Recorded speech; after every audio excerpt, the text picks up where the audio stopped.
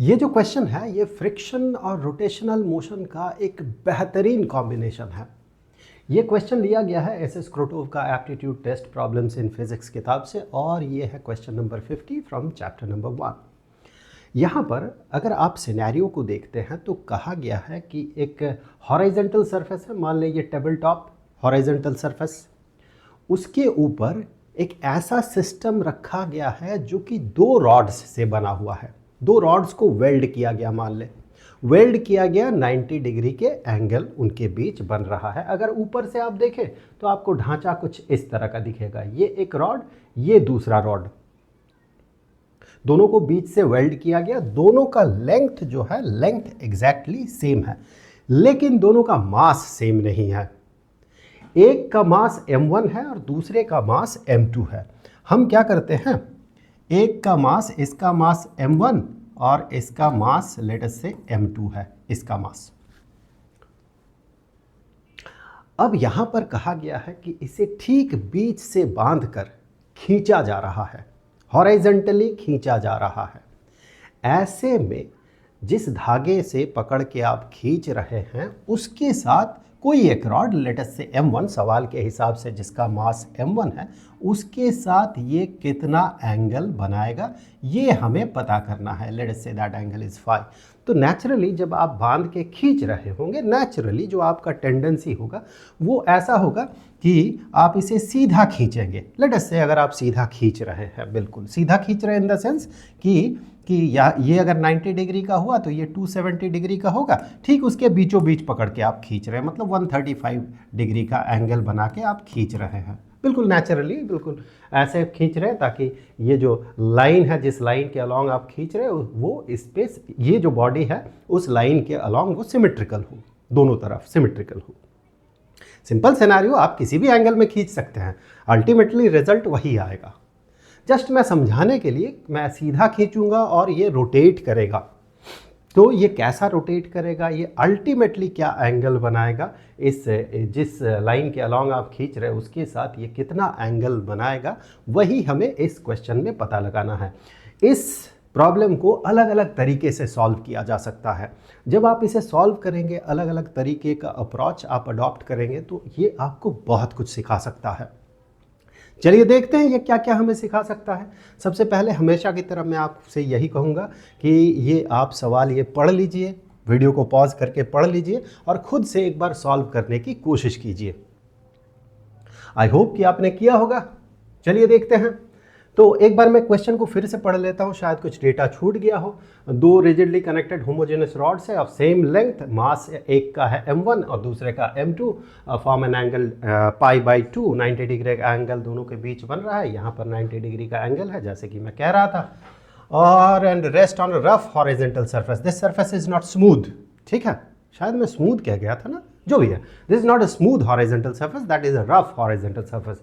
That mean यहाँ इस rod के साथ इस सरफेस का, इस रॉड के साथ इस सरफेस का एक friction, force of friction act करेगा। और वो किस पे डिपेंड करेगा force of friction? Of course depend करेगा इस मास पे, हेंस इस वेट पे डिपेंड करेगा, हेंस हम कहेंगे इस मास पे डिपेंड करेगा, क्योंकि mg फोर्स नीचे की तरफ एक्ट करेगा। वर्टिकल डायरेक्शन में इसका कोई मोशन नहीं है, कोई एक्सेलरेशन नहीं है, यानी जो नॉर्मल रिएक्शन होगा ये m1g के बराबर होगा। यहाँ पर नॉर्मल रिएक्शन, अगर नॉर्मल रिएक्शन आप देखते हैं तो इस रॉड के सेंटर ऑफ मास पे मान लेते हैं, सेंटर ऑफ मास से नॉर्मल रिएक्शन ऊपर की तरफ, यहाँ भी सेंटर ऑफ मास से नॉर्मल रिएक्शन ऊपर की तरफ। अगर इन नॉर्मल रिएक्शंस को देखा जाए तो ये नॉर्मल रिएक्शन m1g के बराबर होगा और ये m2g के बराबर होगा। यानी जो फ्रिक्शनल फोर्स यहाँ पर एक्ट करेगा, यहाँ पर जो फ्रिक्शनल फोर्स एक्ट करेगा इसे जो पीछे की तरफ खींचेगा, और यहाँ पर भी फ्रिक्शनल फोर्स, यहाँ पर भी फ्रिक्शनल फोर्स यहाँ से ऐसे फ्रिक्शनल फोर्स पीछे की तरफ काम करेगा। That frictional force would be, यहाँ पर ये frictional force coefficient of friction जो है यहाँ पर कहा गया होगा। चलिए, the system is involve string vertex of the angle parallel, ठीक है। वैसे जो कोएफिशिएंट ऑफ फ्रिक्शन होगा दोनों रॉड्स पे, कोएफिशिएंट ऑफ फ्रिक्शन तो सेम होगा क्योंकि सरफेस यही है, दोनों रॉड्स के बीच कोएफिशिएंट ऑफ फ्रिक्शन वही है, तो हम यहाँ पर हम कहेंगे कि यहाँ पर फोर्स ऑफ फ्रिक्शन जो होगा ये होगा म्यू m1g, और यहाँ पर फोर्स ऑफ फ्रिक्शन जो है म्यू m2g। तो देखिए फ्रिक्शनल फोर्स जो है, फ्रिक्शनल फोर्स दोनों जो लिम्स है इसके, एक लिम्ब और दूसरा लिम्ब, दोनों लिम्स पे अलग अलग पड़ रहा है। यानी कि इस नज़रिए से अगर आप देखते हैं तो सबसे पहले तो मैं इसे थोड़ा सा एक्सटेंड कर लूँगा, इसे थोड़ा सा आगे बढ़ा दूँगा, ऐसे मैं थोड़ा इसे एक्सटेंड कर लेता हूँ। तो सबसे पहले तो मैं ये पाऊँगा कि यहाँ पर 45 डिग्री का एंगल होगा, यहाँ पर भी 45 डिग्री का एंगल होगा। चलिए उसे लिखने की ज़रूरत नहीं है, ये बड़ा ट्रिवियल सा चीज़ है। तो जब आप इसे पकड़ के खींचेंगे तो सबसे पहली बात जो है, वैसे आप इसे अज्यूम कर भी सकते हैं, नहीं भी कर सकते हैं, उतना कोई ज़्यादा फ़र्क नहीं पड़ेगा, लेकिन अल्टीमेटली आप क्वेश्चन पूछ सकते हैं इससे आपके मन में सवाल आ सकता है। इसीलिए ये जो कॉन्सेप्ट है इसे अप्लाई करके आगे बढ़ना ज़्यादा बेहतर होता है कि जब भी हम किसी बॉडी को इस तरह से खींचते हैं तो वो जिस लाइन के अलॉन्ग यहाँ बांध के मैं खींच रहा हूँ, तो इसका सेंटर ऑफ मास जो होता है इसी लाइन के अलॉन्ग खुद को अलाइन करने की चेष्टा करता है, अलाइन कर लेता है। क्योंकि अगर ऐसा नहीं होता है तो फिर यहाँ पर बॉडी में एक नेट टॉर्क अपीयर करेगा। चूंकि इसका मास और इसका मास अलग अलग है, लेट अस अज्यूम कि m1 is greater than m2। Assume कर लेते हैं कि m1 m2 से, क्योंकि मुझे ड्रॉ करना होगा ना उसी हिसाब से, सो मैं मान लेता हूं कि m1 जो है m2 से बड़ा है। दिस इज m1, इसका मास m1 है, इसका मास m2 है। तो ऐसे स्थिति में आप ये पाएंगे कि इसका सेंटर ऑफ मास जो है इस लाइन के अलॉन्ग नहीं होगा। This is the line of symmetry. Line of symmetry मतलब देखने के हिसाब से लाइन ऑफ सिमेट्री है। चूंकि इसका मास अधिक है, इसका मास कम है, तो सेंटर ऑफ मास ऊपर की तरफ होगा। ऊपर की तरफ इन द सेंस इस लाइन से इस तरफ होगा, क्योंकि इसका मास अधिक है। तो सेंटर ऑफ मास इस लाइन में एडजस्टेड होगा। जब भी आप इसे खींचेंगे तो धीरे धीरे सेंटर ऑफ मास ये एडजस्टेड होगा। इस कॉन्सेप्ट से आप शुरुआत कर सकते हैं। तो ये सेंटर ऑफ मास इस तरह से मुड़ गया लेडस से, ये बॉडी मुड़ जाएगा और सेंटर ऑफ मास यहाँ पर अलाइंड हो जाएगा। सेंटर ऑफ मास यहाँ पर अलाइंड होगा, ठीक है। इस लाइन पे कहीं पर सेंटर ऑफ मास सिचुएटेड हो जाएगा। अब सेंटर ऑफ मास से भी आप इसे कैलकुलेट कर सकते हैं कि ये एंगल अभी कितना होगा। हमने खींचने की शुरुआत तो 135 डिग्री से किया था, लेकिन अभी ये एंगल कितना होगा ये हम सेंटर ऑफ मास से भी कैलकुलेट कर सकते हैं। और इम्पॉर्टेंटली हम टॉर्क से भी उसे कैलकुलेट कर सकते हैं। सो अगर आप चाहें टॉर्क से कैलकुलेट करें, आप चाहें तो सेंटर ऑफ मास से इसे कैलकुलेट करें। हम लोग दोनों से करेंगे, क्या फ़र्क पड़ता है। चलिए हम लोग सबसे पहले टॉर्क का कॉन्सेप्ट देख लेते हैं। ये बात तो क्लियर है कि इस बॉडी और इस बॉडी का जो कॉम्बिनेशन है, इसका जो सेंटर ऑफ मास होगा वो इस लाइन में खुद को सिचुएट करेगा। अभी अगर आप टॉर्क के सेंस में इसे देखते हैं तो जब हम खींचना शुरू करते हैं उस समय इसमें रोटेशन होना शुरू करता है। क्यों रोटेशन होना शुरू करता है? क्योंकि यहाँ पर फोर्स का इम्बैलेंस, टॉर्क का इम्बैलेंस होता है, मुझे कहना चाहिए टॉर्क का एक इम्बैलेंस होगा। क्यों इम्बैलेंस होगा? आप अगर गौर से देखेंगे तो आप ये पाएंगे कि यहाँ पर ये फोर्स जो है ये फोर्स ज़्यादा होगा, ये फोर्स कम होगा। ये फोर्स ज़्यादा और ये फोर्स कम। अगर मैं यहाँ पर ड्रॉ करता हूँ इसी चीज़ को, ऐसे खींचा जा रहा है, यहाँ से सेंटर ऑफ मास से एक ज़्यादा फोर्स और सेंटर ऑफ मास से कम फोर्स इसके सेंटर ऑफ मास से इस रॉड के। और अगर मैं यहाँ से देखूँ तो ये परपेंडिकुलर डिस्टेंस जो है दोनों ही केस में सेम होगा। मैं ठीक से ड्रॉ नहीं कर पाया, दोनों ही सेम लेंथ का, ये 45 डिग्री ये 45 डिग्री, डिस्टेंस तो सेम होगा लेकिन ये फोर्स जो है ये ज़्यादा होगा, ये फोर्स जो है कम होगा। हेंस इस फोर्स के कारण बना हुआ जो टॉर्क है वो टॉर्क अधिक होगा। वो टॉर्क अधिक होने के कारण ये इधर रोटेट करेगा। यहाँ पर आप सवाल पूछ सकते थे, अगर मैं सेंटर ऑफ मास का कॉन्सेप्ट ना हम लोग चर्चा न करते कि सेंटर ऑफ मास इसी लाइन के अलॉन्ग सिचुएटेड हो जाता है, तो यहाँ पर आप अल्टीमेटली सवाल पूछ सकते थे कि हम जो टॉर्क का कैलकुलेशन करेंगे अंततः, तो हम इस लाइन के अलॉन्ग टॉर्क का कैलकुलेशन क्यों करें, या फिर इस इस पॉइंट के अबाउट नेट टॉर्क का कैलकुलेशन क्यों करें, ये सवाल आप पूछ सकते थे। तो अभी हम लोग इस पे आगे चर्चा करेंगे, लेकिन छूट ना जाए इसीलिए मैं पहले कह दे रहा हूं। अभी देखिए, अगर मैं टॉर्क का कैलकुलेशन करता हूं तो मैं आसानी से इस लाइन के अलोंग टॉर्क का कैलकुलेशन कर सकता हूं। आप पूछ सकते हैं यहां पर कि ये बॉडी तो ट्रांसलेशनल इक्विलिब्रियम में नहीं होगा, मोस्टली नहीं होगा, इसे यूनिफॉर्म फोर्स से खींचा जा रहा है। A body two rigid connected homogeneous rods are same length, फलाना फलाना ढिमकाना, and the system is uniformly pulled, यानी कि इस पे जो फोर्स लगाया जा रहा है, दैट फोर्स इज कांस्टेंट। लेकिन कांस्टेंट होने का मतलब तो ये नहीं है कि ये फोर्स एग्जैक्टली उतना ही होगा कि ये म्यू m1g और म्यू m2g के कॉम्बिनेशन के बराबर हो सकता है ये फोर्स ज़्यादा हो, तो फोर्स ज़्यादा होगा तो इसमें एक्सीलरेशन होगा। अब इसमें अगर एक्सीलरेशन होगा तो उसका मतलब यही है कि आप इस बॉडी पे लगे हुए इन तीनों फोर्सेस को अगर ऐड करते हैं तो वो ज़ीरो नहीं होगा। जब ज़ीरो नहीं होता है नेट फोर्स, उस समय हम टॉर्क के कैलकुलेशन में एनी पॉइंट कंसीडर नहीं कर सकते कि torque about any point is zero. जब रोटेशनल इक्विलिब्रियम में रहे, भले ही रोटेशनल इक्विलिब्रियम में आ जाए बॉडी, जैसे कि अगर यहाँ पर ये बॉडी अभी मान लेते हैं रोटेशनल इक्विलिब्रियम में आ गया है, कुछ रोटेट किया, अब और रोटेट नहीं कर रहा, भले ही बॉडी सिस्टम एक्सेलरेशन में है, तो ये रोटेशनल इक्विलिब्रियम में तो है, लेकिन ये ट्रांसलेशनल इक्विलिब्रियम में नहीं है, because the system is having an acceleration.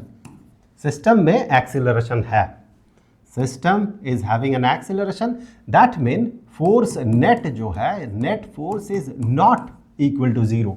और हमने जब पता किया था, जब हमने ये देखा था कि स्टैटिक इक्विलिब्रियम में जो नेट टॉर्क होता है, moment of force, net moment of force, वो ज़ीरो होता है, तभी होता है जब उस पर कोई नेट फोर्स न लग रहा हो, नेट फोर्स ज़ीरो हो रहा हो, तभी हम कह सकते हैं कि torque about any point is zero. वरना हमें थोड़ा ध्यान देना पड़ता है, जैसे इस केस में हमें ध्यान देना पड़ेगा। किस तरह ध्यान देना पड़ेगा? हमें ये ध्यान देना पड़ेगा कि जब बॉडी में एक्सीलरेशन है, net force is not equal to zero, उस समय हमें ये देखना होता है टॉर्क के कैलकुलेशन में अबाउट एनी पॉइंट हम नहीं कर सकते हैं, बल्कि हम सेंटर ऑफ मास को वो पॉइंट कंसीडर कर सकते हैं कि अबाउट सेंटर ऑफ मास उसका नेट टॉर्क कितना हो रहा है, नेट टॉर्क ज़ीरो होगा अबाउट सेंटर ऑफ मास। या फिर जिस लाइन के अलोंग ये चल रहा है, जिस डायरेक्शन में ये चल रहा है, लेट अस से इसका सेंटर ऑफ मास अभी यहाँ पर है, तो इसका मोशन इस डायरेक्शन में है, तो सेंटर ऑफ मास से उस डायरेक्शन में अगर मैं एक स्ट्रेट लाइन ड्रॉ करता हूँ, तो उस स्ट्रेट लाइन के अबाउट किसी भी पॉइंट के अबाउट, इस स्ट्रेट लाइन में किसी भी पॉइंट के अबाउट टॉर्क जो है ज़ीरो होगा। मतलब तो वही है, अब सेंटर ऑफ मास के अबाउट अगर नेट टॉर्क पता करते हैं या इस लाइन के अलोंग पता करते हैं, मतलब सेम होगा।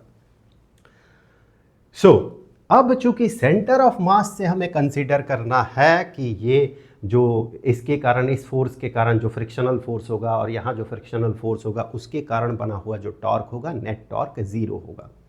ध्यान देने वाली बात यह है कि फोर्स जो है, force is along this line, जो हम लगा रहे हैं, हम जो फोर्स लगा रहे हैं, that force is along that line, जिस लाइन में सेंटर ऑफ मास सिचुएटेड है। तो फिर इस फोर्स के कारण टॉर्क नहीं बनेगा। टॉर्क किसके कारण बनेगा? टॉर्क बनेगा एक तो यहाँ पर जो फ्रिक्शनल फोर्स है उसके कारण बनेगा। सो यहाँ पर इस बॉडी पे लगा हुआ फ्रिक्शनल फोर्स के कारण बनेगा, और इस बॉडी के पे लगा हुआ फ्रिक्शनल फोर्स के कारण बनेगा। यहाँ पर अगर फ्रिक्शनल फोर्स को देखा जाए तो that is mu m1g and this is mu m2g। Late us से दिस एंगल, लेट अस से कि दिस एंगल, इस एंगल को एक नाम दे देते हैं, दैट एंगल इज अल्फा। तो ये एंगल अल्फा होगा, तो this angle will be 90 degree minus alpha, और ये एंगल अल्फा हो जाएगा, this angle will be alpha. तो नेट टॉर्क जब पता करेंगे तो इसके कारण बना हुआ टॉर्क, इसके कारण बना हुआ टॉर्क दोनों मैग्नीट्यूड के तौर पे सेम होगा, क्योंकि ये टॉर्क अबाउट सेंटर ऑफ मास, ये टॉर्क 0 देगा। तो अगर आप सेंटर ऑफ मास से इसका डिस्टेंस देखते हैं, परपेंडिकुलर डिस्टेंस, तो उसके लिए मैं सीधे इस लाइन को भी तो कंसिडर कर सकता हूँ, इस वाले लाइन को भी तो मैं कंसिडर कर सकता हूँ, ये वाला लाइन, और ये जो डिस्टेंस हुआ इसे कंसिडर कर सकता हूँ। यहाँ से ये जो डिस्टेंस हुआ, मैं थोड़ा सेंटर ऑफ मास गलत ड्रॉ कर गया था ना, सेंटर ऑफ मास को थोड़ा इधर शिफ्ट होना, क्योंकि यहाँ सेंटर ऑफ मास, यहाँ सेंटर ऑफ मास, तो ये बीचों बीच कहीं पर होगा। ठीक है, तो लेट अस से सेंटर ऑफ मास जो है यहाँ पर कहीं पर है। ओके, सो ये परपेंडिकुलर डिस्टेंस हो गया। अब इन डिस्टेंसेस को हम पता कैसे करें?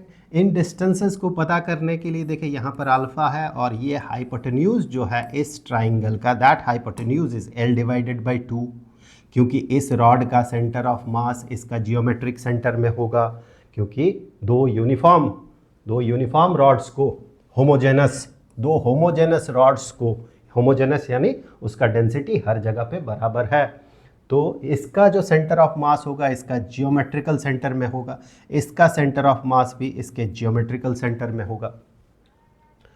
ठीक है, तो इस पे लगा हुआ फ्रिक्शनल फोर्स इस पॉइंट के अबाउट लगेगा, हम मान सकते हैं ऐसा, और इस पे लगा हुआ फ्रिक्शनल फोर्स इसके सेंटर ऑफ मास के अलॉन्ग लग रहा है। ओके, सो हमें चाहिए ये वाला डिस्टेंस, ये वाला एंगल अगर अल्फा होगा, हाइपोटेन्यूज अगर L डिवाइडेड बाई 2 होगा, तो ये हो जाएगा L divided by 2 into cosine of alpha, ये वाला लेंथ परपेंडिकुलर डिस्टेंस, और ये हो जाएगा, ये अल्फा है, ये L डिवाइडेड बाई 2 है, तो ये हो जाएगा sine component L divided by 2 into sine of alpha. तो यहाँ से दोनों टॉर्क्स को बराबर होने के लिए हम कहेंगे इस फोर्स के कारण बना हुआ torque which is mu m1g into the perpendicular distance which is L divided by 2 into cosine of alpha is equal to this one mu m2g into this distance L divided by 2 into sine of alpha। तो यहाँ से आप ये पाते हैं, हमें क्या चाहिए, हमें अल्फ़ा चाहिए ना, ये अल्फ़ा मिलेगा हमें, ये अल्फ़ा अगर मिला तो ये तो 90 डिग्री होगा, तो एंगल बिटवीन दिस धागा and this m1 mass का rod, तो that angle would be this one, this angle, that would be alpha plus 90 degree, pi over 2 plus alpha।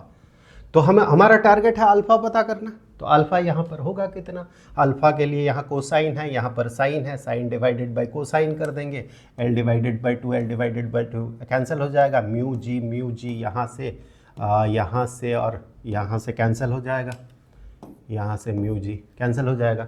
तो हम ये पाते हैं sine cosine, sine divided by cosine, sine of alpha divided by cosine of alpha is equal to m1 divided by m2, m1 divided by m2, और यहाँ से हम कह सकते हैं this is tangent of alpha, hence alpha is equal to inverse tangent of m1 divided by m2। तो ये कितना एंगल बनाएगा यहाँ पर, ये एंगल अगर देखते हैं, ये angle let us say that is beta 90 degree minus alpha, तो beta will be equal to inverse tangent of m2 divided by m1। Simple logic से हम ये कह सकते हैं, कैलकुलेट करने की दरकार है नहीं। सो यहाँ से आगे हम कहेंगे जो एंगल हमसे पूछा गया है that angle would be this one, कि जब धागे से खींचा जा रहा दैट एंगल हमने फाई नाम दिया था उसे, कि phi, so phi is equal to, so phi is equal to alpha plus 90 degree, या हम ऐसे भी कह सकते हैं अल्फ़ा प्लस पाई ओवर 2, तो हम कहेंगे कि that phi is equal to 90 degree plus inverse tangent of m1 divided by m2। यहाँ तो ये हम, this is the final answer, ये तो हमने टॉर्क के कैलकुलेशन से पता किया है। अगर सेंटर ऑफ मास के लोकेशन से हम इसे पता करना चाहें तो भी हम इसे पता कर सकते हैं। अगर सेंटर ऑफ मास के सेंस में हम इसे पता करना चाहें तो हम क्या करेंगे, सेंटर ऑफ मास के कैलकुलेशन के हिसाब से अगर हम इसे पता करना चाहें तो हमारा अप्रोच कुछ इस तरह का होगा। यहाँ से मैं पहले तो एक हॉरिजॉन्टल लाइन ड्रॉ कर लूँ, ऐसे उस धागे को रिप्रेजेंट कर रहा है ये, और यहाँ पर मान ले कुछ ऐसे खींचा जा रहा है। सो यहाँ पर हम सबसे पहले तो ये मान लेते हैं कि ये वर्टेक्स जो है दैट वर्टेक्स इज़ 0,0। रेफरेंस के लिए दैट वर्टेक्स इज़ 0,0। इसके सेंटर ऑफ मास को इस लाइन के अलॉन्ग होना है, यानी कि सेंटर ऑफ मास का जो y कोऑर्डिनेट होगा, सेंटर ऑफ मास का जो y कोऑर्डिनेट होगा that should be equal to 0। y coordinate 0 होगा, इसी लाइन के अलॉन्ग होना होगा। This is the X axis, this is the X axis. तो हम ये पाएंगे कि हमें क्या अल्टीमेटली क्या पता करना, अल्फा पता करना। ठीक है, that alpha will be here 90 minus alpha, alpha यहाँ, ये अल्फा। ठीक, सेंटर ऑफ मास, इसका सेंटर ऑफ मास यहाँ पर, इसका सेंटर ऑफ मास यहाँ पर। ओके, दोनों का कॉम्बिनेशन हमें देखना है, दोनों का, यानी कि अगर मैं इस सेंटर ऑफ मास का m1 मास का सेंटर ऑफ मास, m2 मास का सेंटर ऑफ मास का लोकेशन कोऑर्डिनेट सिस्टम के हिसाब से मैं पता कर पाऊँ, तो अल्टीमेटली मैं ये पता कर सकता हूँ कि इसका रिजल्टेंट सेंटर ऑफ मास, यानी कि इस सिस्टम ऑफ रॉड्स के सेंटर ऑफ मास जो है वो कहाँ पर होगा। ठीक है, और हमें चाहिए उसका सिर्फ y कोऑर्डिनेट, x कोऑर्डिनेट से मतलब नहीं है, ये कहीं पर भी रहे उससे हमें कोई मतलब नहीं है, हमें अल्टीमेटली अल्फ़ा पता करना है। तो इसके लिए ना मैं क्या करता हूँ, थोड़ा सा ड्रॉ कर लेता हूँ। मैं यहाँ से थोड़ा कुछ चीज़ें रेफरेंस के लिए मैं इसे ऐसे उतार लेता हूँ और यहाँ से यहाँ पर उतार लेता हूँ। Okay fine. अब हमें ये देखना है कि इसका लोकेशन क्या है ना, इसका अगर लोकेशन हमें देखना है तो हम ये पाएंगे यहाँ पर कि this is L divided by 2, L divided by 2 and this is 90 degree minus alpha, this is alpha, this is alpha अगर है तो फिर ये हो जाएगा, ये हाइट हो जाएगा L divided by 2, L divided by 2 into cosine of alpha. ठीक है, यानी कि ये हाइट इतना होने के कारण ये जो भी पॉइंट है इसका y कोऑर्डिनेट हो गया L divided by 2 cosine of alpha, और ये कुछ भी हो x कोऑर्डिनेट, अल्टीमेटली हमें y कोऑर्डिनेट पता करना है ना, इसका 0 होना चाहिए y कोऑर्डिनेट। ठीक है, हम इसे कैलकुलेट करने का दरकार नहीं है, वैसे आप कैलकुलेट कर सकते हैं, that should B L divided by 2 into sine of alpha, ये लेंथ जो है साइन ऑफ अल्फ़ा होगा और एक माइनस साइन यहाँ पर लग जाएगा, नेगेटिव साइन, क्योंकि ये नेगेटिव साइड में है। अब इसका अगर कोऑर्डिनेट देखा जाए, x कोऑर्डिनेट पता करने की दरकार है नहीं करते हैं, चलिए y कोऑर्डिनेट पता कर लेते हैं। x कोऑर्डिनेट ये, y coordinate L divided by 2 और ये y कोऑर्डिनेट है, दैट मीन्स साइन कॉम्पोनेंट होगा ये और नेगेटिव होगा। माइनस नेगेटिव क्यों होगा, क्योंकि नीचे की तरफ है ये। सो माइनस y कोऑर्डिनेट इसका माइनस L डिवाइडेड बाई 2 और उसका sine component sine of alpha. तो अगर मैं इन दोनों का कॉम्बिनेशन का सेंटर ऑफ मास पता करता हूँ, उस सेंटर ऑफ मास का y कोऑर्डिनेट पता करता हूँ, तो मैं पाता हूँ that should be equal to m1 mass का जो centre of mass, m1 mass into उसका जो सेंटर ऑफ मास है उसका y coordinate which is L divided by 2 into cosine of alpha, plus जो m2 मास है, m2 मास मल्टीप्लाइड विथ उसका जो सेंटर ऑफ मास है उसका y coordinate, and that is L2 divided by sine of alpha and divided by m1 plus m2, m1 plus m2। अब यहाँ से आगे बढ़ते हुए हम ये पाते हैं, हमें अल्फ़ा चाहिए ना, that should be equal to 0, that should be equal to 0। अगर ऐसा हुआ सो हम यहाँ से कह सकते हैं कि m1 ये पार्ट 0 होना होगा, if that is equal to 0 then इसे 0 होना होगा न्यूमरेटर को। सो न्यूमरेटर को 0 होने के लिए यहाँ पर, अच्छा मैम नेगेटिव साइन मिस कर गया था, यहाँ पर नेगेटिव साइन है ना, तो नेगेटिव साइन होने के कारण यहाँ पर ये माइनस हो जाएगा, that mean m1 L divided by 2 cosine of alpha is equal to m2 L divided by 2 sine of alpha. ठीक उसी तरह से यहाँ से ये और ये कैंसिल हो जाएगा and hence sine of alpha divided by cosine of alpha is a tangent of alpha, and that is equal to m1 divided by m2. Same result. Then हम कह सकते हैं alpha is equal to inverse tangent of m1 divided by m2. फिर आगे 90 degree plus this one is 5. So इस तरह से भी हम इसे पता कर सकते हैं. तो यहाँ पर जो हम लोग क्रूटोव के प्रॉब्लम्स का सल्यूशन पता कर रहे हैं, उसे सॉल्व कर रहे हैं, उसका जो प्लेलिस्ट है उसका लिंक आपको यहाँ पर स्क्रीन पे मिल जाएगा.